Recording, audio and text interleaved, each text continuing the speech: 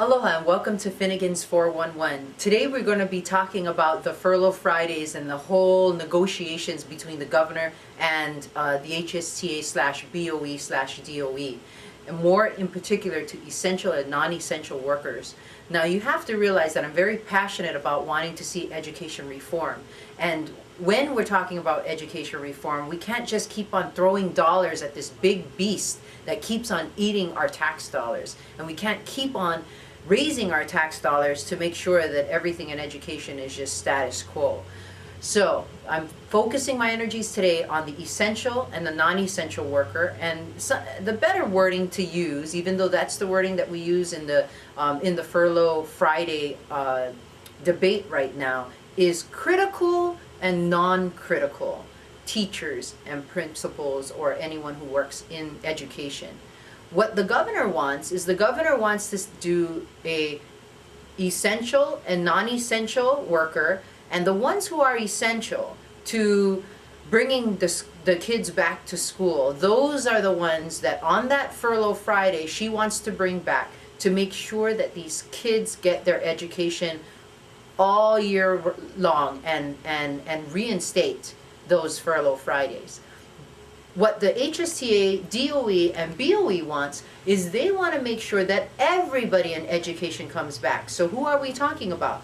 We're not only talking about teachers in the classroom, the principal, the janitor, and the cafeteria workers. We are talking also about the librarian, the resource teacher that doesn't work directly with kids, the central district office, payroll, all of these other areas that I feel is not critical to bringing back the kids into the classroom.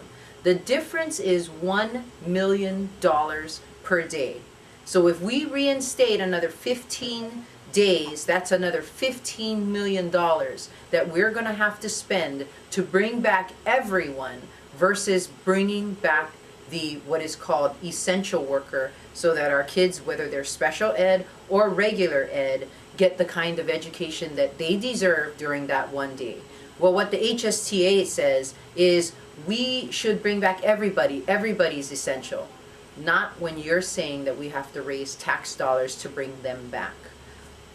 Look at this, because I ask both Wil Okabe, the Department of Education, and the Board of Education about essential and non-essential workers to try and bring that number down from the 92 million that they're demanding, bringing it down to 77 million. Look at what they have to say.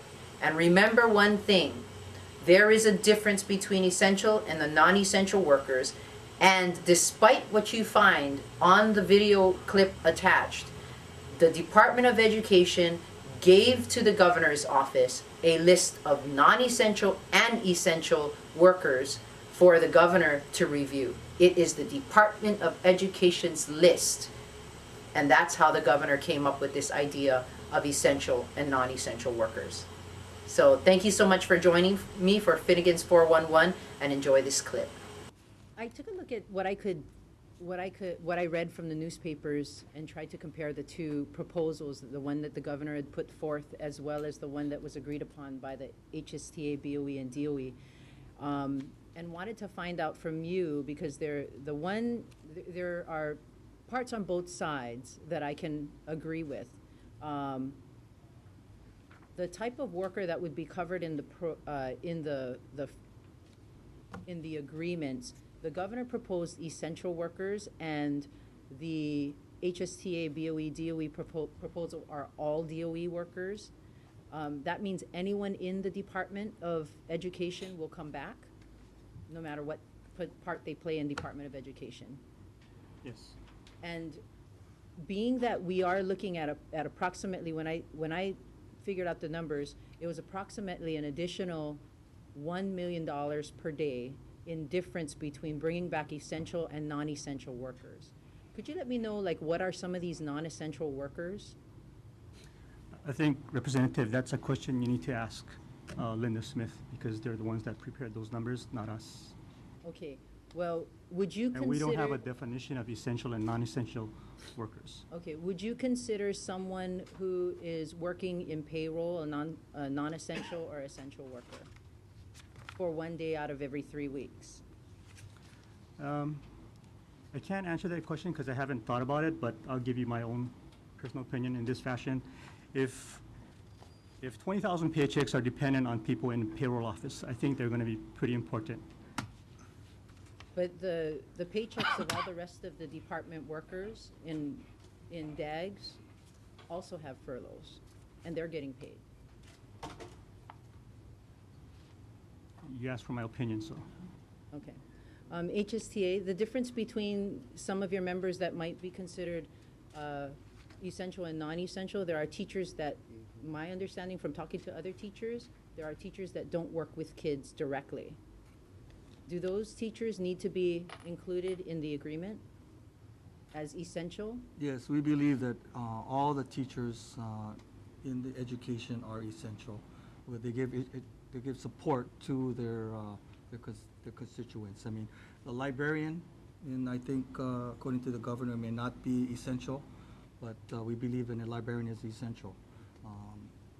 A tech coordinator may be labeled as not essential, but a tech coordinator is essential. A curriculum coordinator.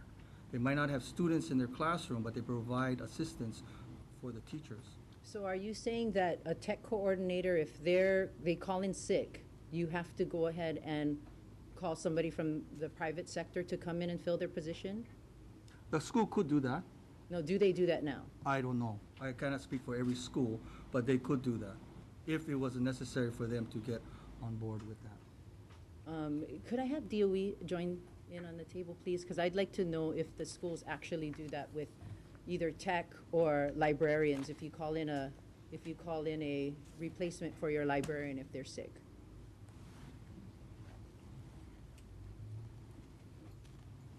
It's done by on a school-by-school basis, so. Have you heard of anyone calling in, like, what is the norm? If a librarian or a tech person or, They'll call the automated system and request the person who meets the qualifications. so you have heard people calling in for replacements for tech people Yes. if they're sick?